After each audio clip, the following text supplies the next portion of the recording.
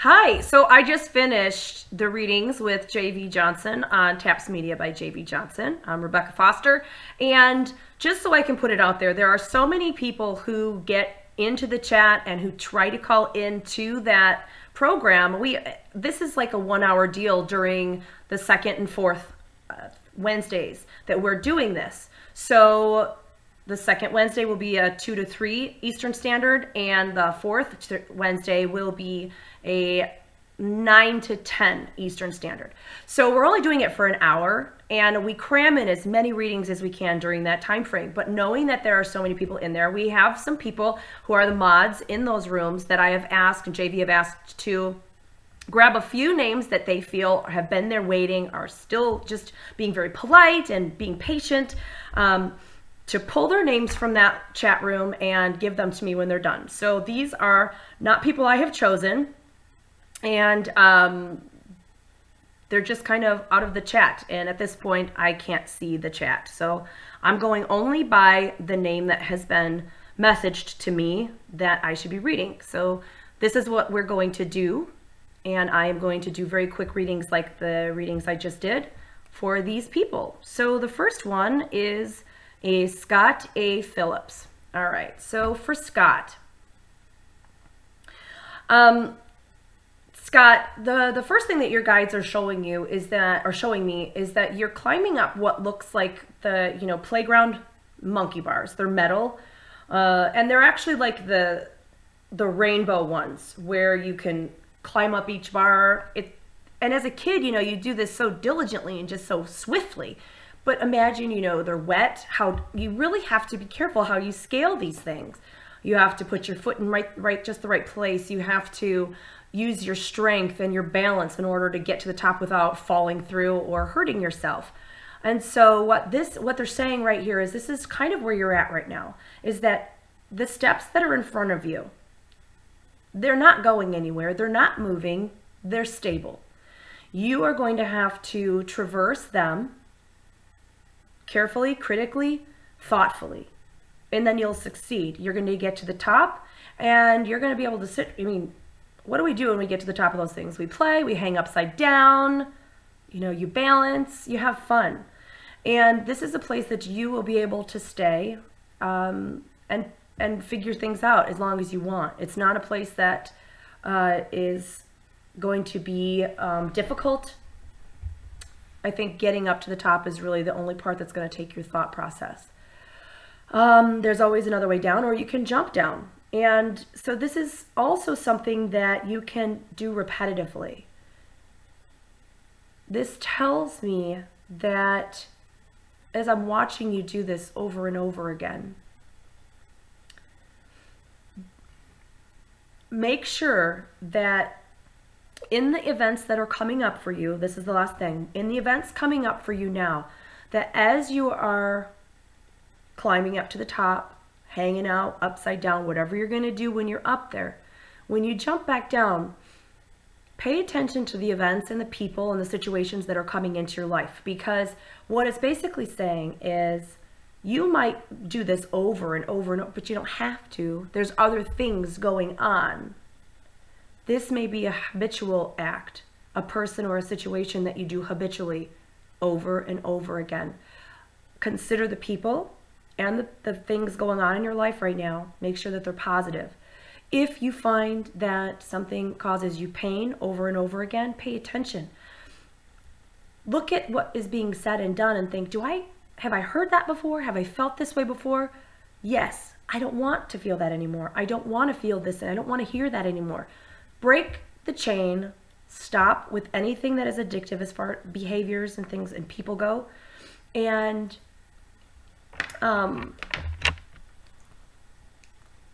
break those habits. Absolutely break the habits. And very important. It's a cycle breaking time right now for you. All right.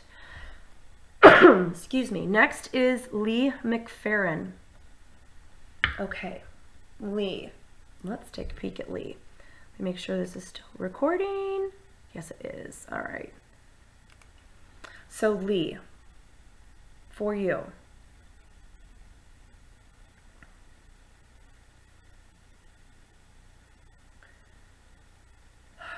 Lee, I'm watching repeatedly as you are on the back of a horse.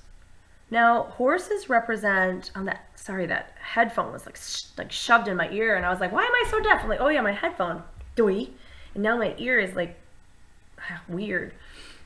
So Lee, you're on a horse in a pen, like a wood fenced area of some kind, whatever they call it, a paddock or something, and it's saddled, bridled, and you are. I don't want to say breaking the horse, but it looks like it's a little bit unruly.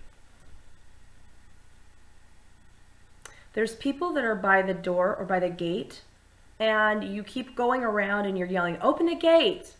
And then they're like not opening the gate, and you go back around and open. So you are asking for more freedom here. You're asking for the ability to just let this horse take you and run. Like, let this horse feel that they can still run even with you on their back, that they still have the ability to do this and just feel free. And I'll tell you what, I've never seen anything like it before, but horses represent the inner desire to just get away, to be able to just drop what you're doing and go away, which means that you've got a lot of personal growth and transformation to happen right now. And there are circumstances holding the gate shut. You are completely restricted from running free. So it could even mean a feeling of suffocation of the problems and the things going on around you, just feeling completely trapped in life. And that can feel like utter defeat to a person when they don't feel like they have an out. So what you have to understand is these are earthly circumstances. And they cannot continue forever. Just like the parents always say, "Oh, just ignore your brother. He'll stop. He'll go away." It's not like you can totally ignore the problems. However, if you don't have control over them, why pay attention to them? Why put any energy into something you don't control? Why worry about it? It's going to do what it's going to do, whether you worry about it or not. This is where you say, "This is my problem. Take it. I don't want it. I don't want to deal with it anymore. It doesn't make a difference. This is what I'm going to do." Bam. It's so simple. Once you actually physically let go of something in your mind, in your heart, in your soul, it's finally time that he's able to go, "Thank you. You finally let go. So now I can do something with this. But I'm not going to fight you either." Like, it's the same kind of a thing. So let go of things you don't control right now. And let them happen the way they're supposed to you're not going to make a difference anyway. So stop trying to worry about it. And then life will figure itself out, and you'll be able to go, finally, now I can see, I can feel, I can experience. And things are so trivial. We base so many lifelong decisions on little tiny things. Don't do that. Don't do that. Eventually the paddock will open and you'll be able to run free. But right now, figure out what you do not control, give it to God, literally, and then don't worry about it ever again. Just tell him, I'm done with this. It's yours. It works. It's pretty awesome. Okay, next is Carla Driscoll Cugley. All right, Carla Driscoll Cugley.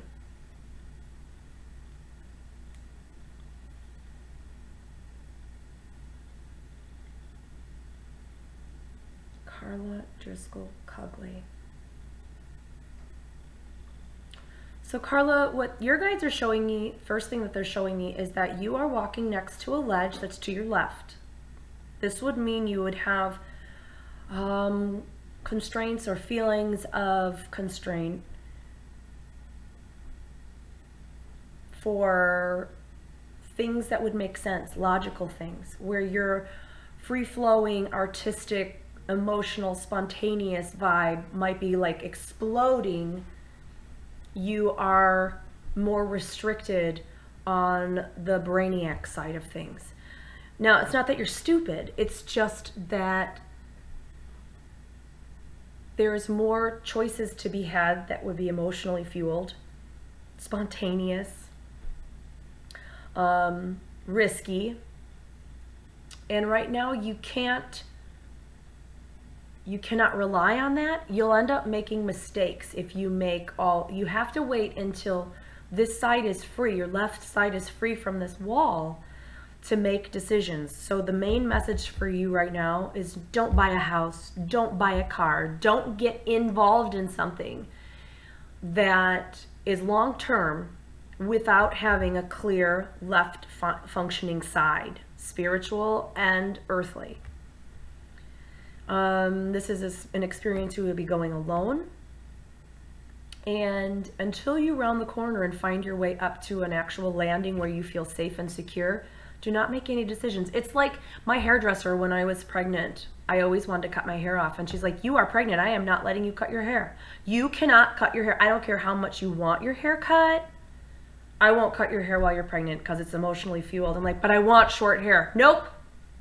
So you have to consider where you're at and what decisions you're making. Would you make this decision if you were like completely emotionally, hormonally, whatever, straight? Probably not. And I was always thankful at the end when I was like, oh, thank God I didn't cut my hair because it's so much easier to take care of.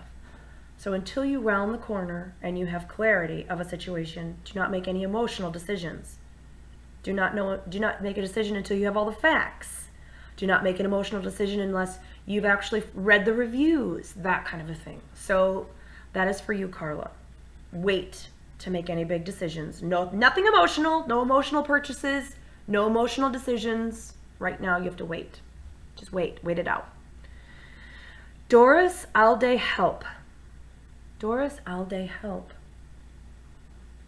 Well, Dory, you have somebody who's coming through with flowers for you and singing a song and dancing for you.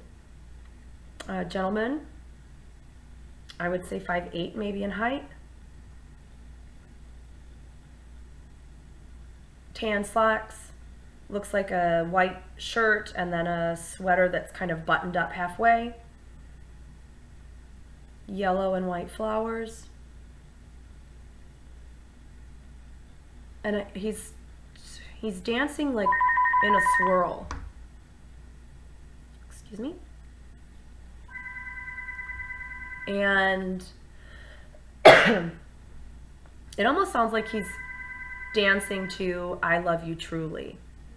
My phones are all going crazy right now. I apologize. My personal phone, my house phone, it's my mother. She's calling me right now.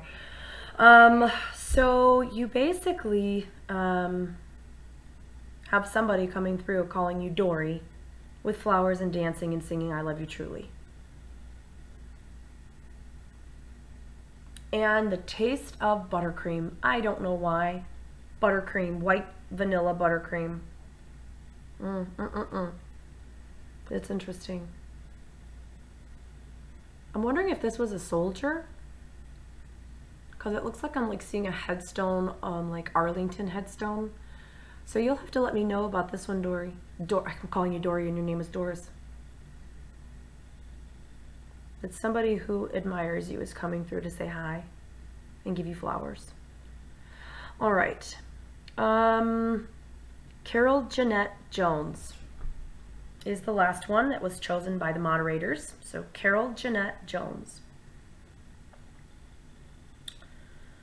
Carol Jeanette Jones, where are you? Where are you? I gotta find you. You look like you are driving right now, Carol Jeanette Jones. Around you are a lot of books,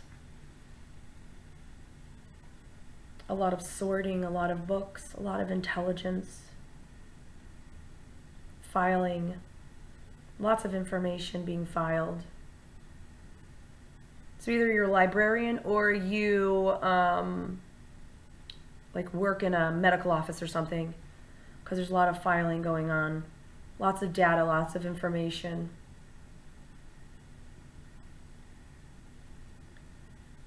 Your guides are saying that you have one of the most robust laughs that they've heard, and they enjoy laughing with you, and that they want you to find more circumstances that cause you to laugh that way.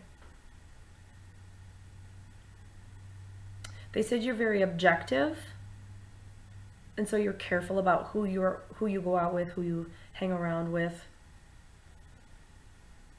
But that you need to laugh more. They show you sitting down to eat, and it's you, and you kind of have the plate in front of you, and you're taking a bite, and then you kind of just set it down.